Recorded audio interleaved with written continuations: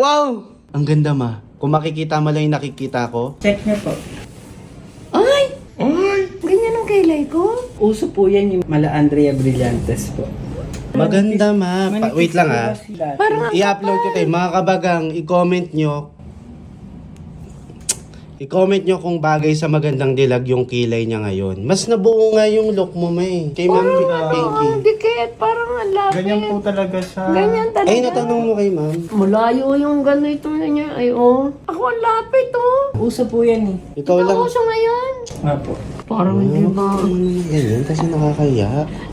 Ibig ko sabihin, naninibago ako. Parang ang tapang. Eh, okay na yan. Oh, mag-ano ka na, chinelas. Okay siya, ma. Parang ang tapang ko.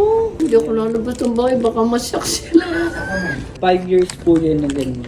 5 years ng ganito. Ay, bumsa. Huwag mo na i-video. Ang mukha mo. Thank you po. Balik po kayo after 1 month. Sa CR ka, di ba? Oo nga, hihina ako. Pinipihit ko lang. Halika nga dito.